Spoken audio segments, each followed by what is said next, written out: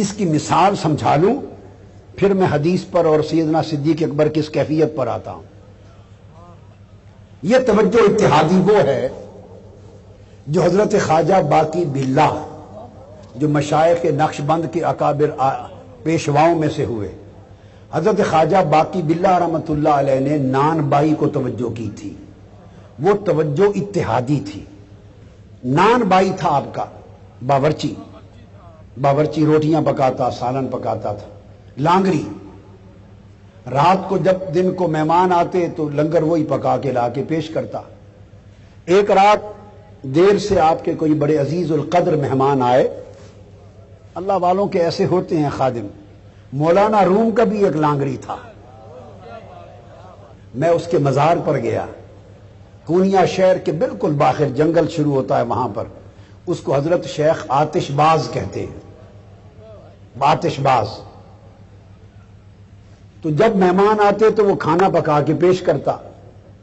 ایک رات مہمان آئے دیر سے، مولانا روم نے فرمایا اپنے خادم کو، نان بائی لانگری کو، باورچی کو کھانا لاؤ۔ تیل نہیں تھا، لکڑی نہیں تھی، چولہے میں کچھ جلانے کا کچھ نہ تھا۔ اس زمانے بھائی کوئی گیس نہیں تھی، تو تیل مٹی پہ ڈالتے جلاتے تھے تو لکڑیاں ختم ہو گئی تھی، وہ تھوڑا سا تیل تھا، جلانے پکانے کا کچھ نہ تھا۔ اب اس نے شیخ کو یہ نہیں بتایا، مولائے روم کو، کہ حضور لکڑیاں نہیں ہیں۔ لکڑیاں اگلے دن اس نے جنگل میں جا کے چننی تھی، اچانک مہمان رات کو آ گئے۔ اس نے یہ نہیں بتایا کہ لکڑیاں نہیں، اس نے اپنے کپڑوں کو اور ٹانگ پر تیل چھڑک کے آگ لگا دی، تیل چھڑکا آگ لگا دی۔ اوپر سالن گرم کرنا تھا، جو کچھ وہ دھر دیا، کپڑے جل گئے، تیل چھڑکتا گیا، اس کی جلد جل گئی، چربی جل گئی، گوشت جل گیا۔ ٹانگ جلا کر کھانا پکا کے شیخ کو پیش کر دیا۔ آپ نے نہیں پوچھا، چپ کر کے مہمانوں کو کھلا دیا اور فرمایا جاؤ سو جاؤ۔ صبح اٹھا تو ٹانگ سلامت، ٹانگ سلامت۔ اس نے پھر یہ وطیرہ کر لیا، جب کبھی مہمان آتے لکڑی نہ ہوتی وہ ٹانگ جلا دیتا، صبح اٹھتا ٹانگ سلامت ہوتی۔ جب کئی مرتبہ ایسا ہوا تو مولائے روم نے سینے سے لگا کے فیض یاب کر دیا، استقامت دیکھ لی۔ اس کو حضرت شیخ آتش باز کہتے ہیں۔ ان کا مزار کونیا میں باہر ہے۔ ایک 80 سالہ ایک مجاور اللہ والی فاطمہ نامی خاتون اس کی مجاور ہے، زیر زمین مزار ہے، اور روحانی طور پہ آج بھی رات مولائے روم حضرت شاہ شمس تبریز شیخ آتش باز کے دربار پہ رات کو مجلس کرتے ہیں۔ یہ ایک الگ باب ہے، رات کو مجلس کرتے ہیں، کچہری ہوتی ہے۔ ایسی خدمت کرنے والے اس طرح کا درجہ پاتے ہیں۔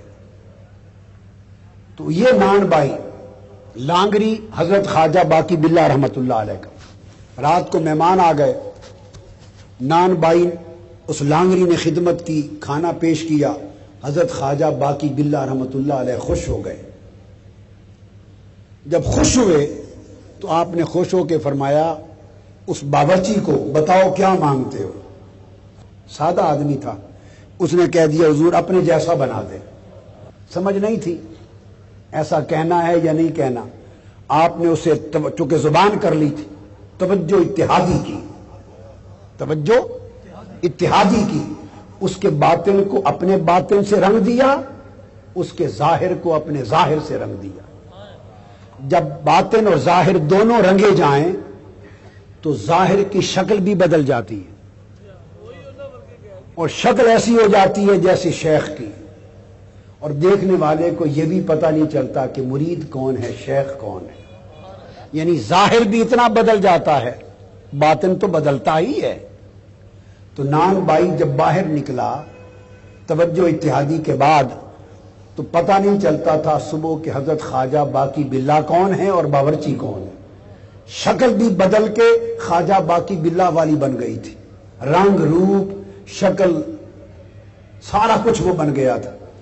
اب فرق صرف یہ رہ گیا تھا کہ کہ باقی بلا تو سمندروں کے سمندر پی کے ہضم کر کے بیٹھے تھے، اور اس نے تو بس ایسے ہی فیض پا لیا تھا توجہ سے، یہ برداشت نہ کر سکا، سو یہ مدہوش تھا، ایسے ڈولتا تھا، چکراتا تھا، توجہ اتحادی فیض کی لے لی، برداشت نہیں کر سکا، 3 دن مدہوشی میں رہا اور 3 دن بعد وصال فرما گیا۔